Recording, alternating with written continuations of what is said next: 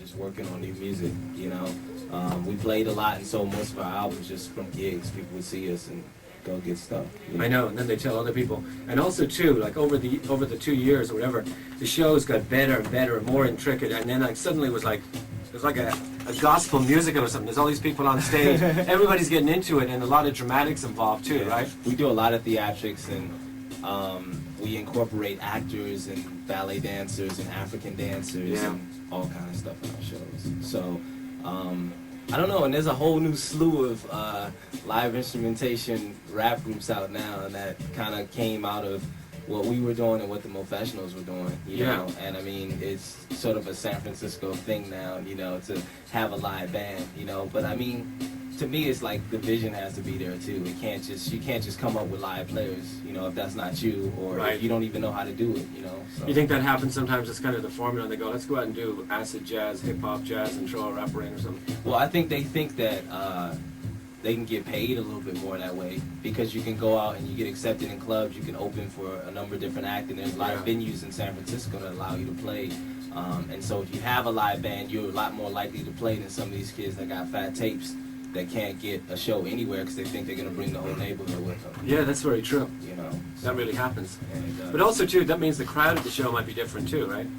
Exactly. Well, that's the thing. They don't want, you know, they don't really want, you know, like a crazy crowd. You know, I mean, it's weird though. I mean, things, you can set different tones in what you do. You know, I mean, like clubs will have like Dell, and they'll have Souls of Mischief, you know, because they know the kids that they attract are like young kids and they're pretty cool, whatever. But you know, they're not gonna have JT the bigger figure, you know, but they're not gonna have like, you know, these kids that. In other words, Drew Down won't be playing the Paradise Lounge. Exactly, Mac Mo won't be playing DNA Lounge, you know. So unless Drew Down gets like a 9-piece band, you know, with the horn section and everything, you know, I think that's kind of where clubs are going now too. Is like, you know, they want to see live instrumentation, and we've always been down since the beginning.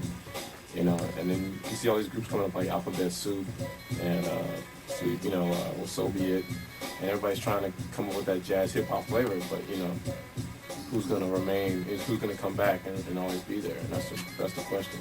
Yeah, but things are definitely changing in San Francisco. It's becoming more and more hip hop everywhere you go. Yeah, you know, I mean, to me, I mean, I hear what Willie's saying. To me, it's not even. I think the hip-hop scene in San Francisco is incredible, you know, the support that's there. But to me, it's not even about what I had to realize, and what we've realized in the new music that we've been recording is that it's all recorded music, you know, and that's all these people look at. And when I say these people, I talk about major record companies or record companies in general. You know, they could give. Can we cut on your show? Well, not really. Once we know what you're saying, once we feel the assault, they could care less about. They couldn't give a. Right, exactly. A flying about the dirty bastards. There you go.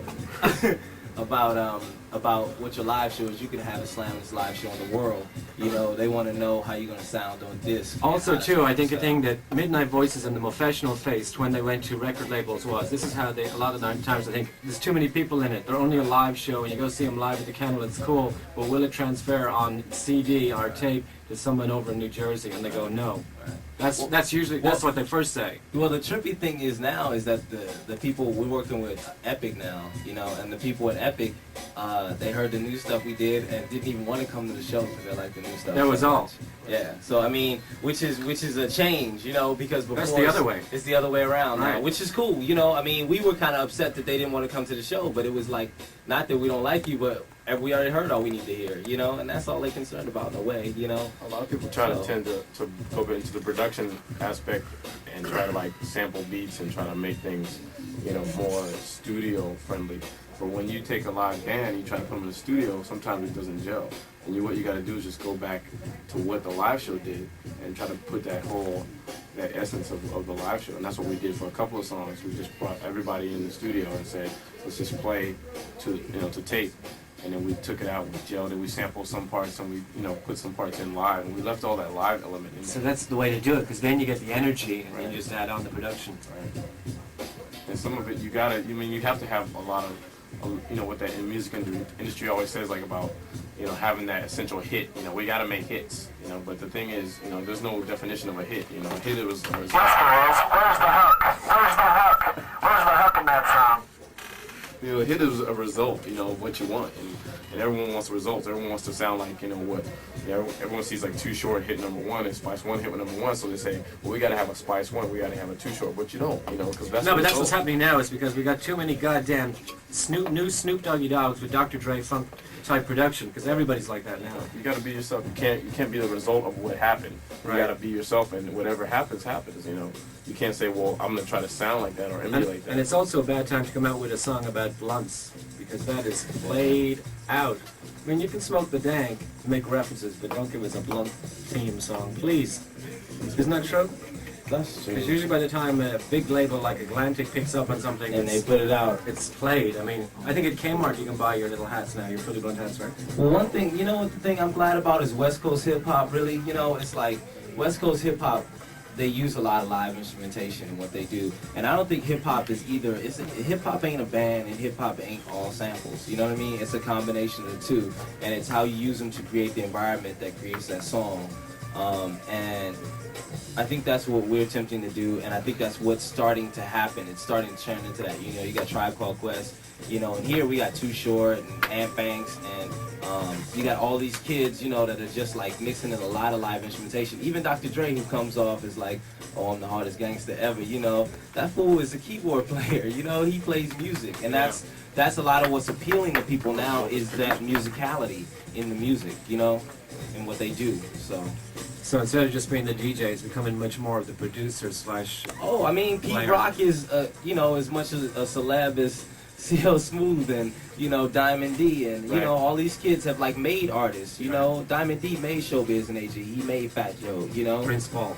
Prince Paul, exactly. So, So anyway, so you guys did hook up with Epic then? we have a developmental deal with Epic. That's some of why the layoff, too. We haven't performed in about 5 or 6 months, and the main reason has been we've been recording new music with Epic. We did a demo deal for them, and then they liked the demo a lot. We did another 4 songs for developmental that we just finished that they loved. So we find out, like January 8th, whether the deal is for real or not, you know. So it's right there. It's on the edge. So that's what all our people should know is that we haven't been like not trying to play, but we kind of wanted to go incognito and also create some new songs. We don't want to just be some band that's roving around from club to club in San Francisco. That's not our goal. There's also been a transition of different people in the whole band too. You know, we've gotten 3 new guys, and they're just slamming. You know, the whole. What do they do? Rap? We got a new drummer, we got a new DJ, and we got a new DJ Pause that's been into Pause, DJ now. So Pause tonight. Will Bernard Covered plays wagon. guitar for us now. Oh, he does. Okay. Okay. So then, this is a happy thing. Not, in other words, not another goddamn band from San Francisco. Midnight Voices. It's not Midnight Voices is not a band. That's the thing that's the truth. Because a lot of people have got stuck into thinking Midnight Voices is a band, and Midnight Voices is more of a concept than anything else. And that's why we'll have dancers and actors, and we'll change different things up because Midnight Voices is not a band. Midnight Voices is not even me and Will. Midnight Voices is all the things that are in San Francisco that get filtered down through us, that we make into whatever environment that happens. When we go tour and we see the world, what we may bring back from Midnight Voices may be the world and those voices from the world. Also to the club. The club, up the upper room is You want to part talk of us about that now. just briefly? Yeah. It's been open for how long now? It's been open for about 8 months. No, about a year almost now. And once again, it's on Market Street above Burger King there. It's 8th and Market above Burger King, 7 Grove Street is the exact address. And my father bought this club, and essentially they've been playing hip-hop music, and one of the only clubs I know that allows that there's been, you know, people from everywhere that come in and they just chill. Yeah. And everybody's chill, and it's the whole atmosphere is family. It ain't, you know, guns up in your face and craziness, and it's fools chilling. You know, we go late night, and it's still cool. We have shows, we have And you haven't had poetry. problems yet? Oh, you always have problems with the club, but I mean, we haven't had any of the major problems that would happen at these major clubs that aren't taking hip-hop anymore. I mean, basically it's due to the fact that we don't have alcohol. You don't ask people and to no take off their smoking. hats and, you know, sweat you people know, out the door. You know, I mean, fools come in drunk, you know, but it's like, it's like there's no alcohol in there, and the vibe is real positive. You know, a lot of that transpires, and also a lot of it's me and Will. You know, we live in Fillmore, and we know a lot of the people there. You know, and they come in and we talk to them. We like, look, y'all gotta chill. This is my dad's club. They know my dad. You know, so I mean, you know, it's a lot of respect. It's more like friends just coming over. It's and hanging respect. If you give them respect, a lot of times they can give. I mean, it's knuckleheads that's just gonna want to start something anyway. But if you give them respect, they'll try to give it back to you to some extent. You know, so. Okay. Well, anyway, look out with the hookup with Epic. We'll keep you up to date. And it is KUSF Hip Hop Slam and Billy Jam. It's 7:45. Clever Jeff is here. We got to talk to him. We got to do the news and talk about all of the shows happening because this coming weekend. Get your rest in tomorrow. I'd say go to bed tomorrow and sleep till Tuesday because you're going to need that energy at the end of the week because Friday, Saturday, Sunday night, it's going on. You're going to need it tomorrow, too. And tomorrow night. Yeah, go to bed Monday night and then get up Wednesday morning, okay? Exactly. You got that? Midnight Voices, thanks a lot for coming by. Want to do any shout-outs? Yeah, I just want to give a shout out to Will Powell, who's at home chilling. What's he doing? Just hanging out? Actually, he's at the Upper Room. He does this night. And send some shouts out to my mom, who's in Decatur, Illinois. She can't hear this anyway, but you know. And these kids from Seattle that came to chill with us, they got a group up in Seattle called S.O.L. That's the acronym for Source of Labor. Oh yeah. And they're fat. Yeah. You want to just jump on the mic quickly and just do a shout out and talk about it? No. Just jump on the mic for a quick second. Seattle, the dark side. We know all that. No, it's not the dark side, Seattle. Not that it's the bright side. Source of labor. Question? Huh? Question? Yes. So where exactly are you from? Seattle, Washington. But not from the dark side, from the bright side, right? You know E-Dog? No, I don't know E-Dog. Just from the hip hop side. Okay. So you guys got a tape out or a record?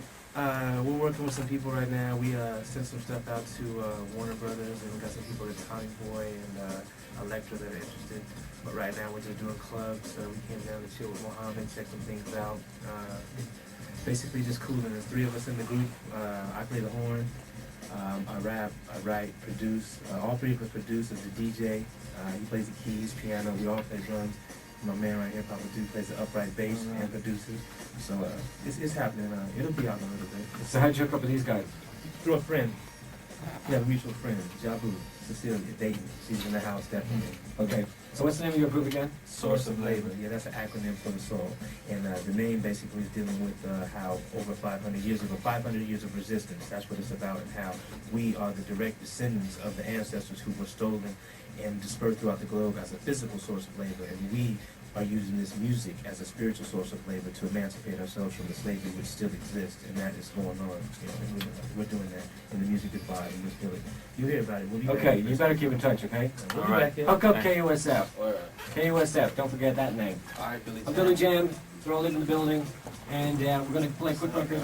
We're in there with Tribe, and then we're back with Clever Jeff, KUSF.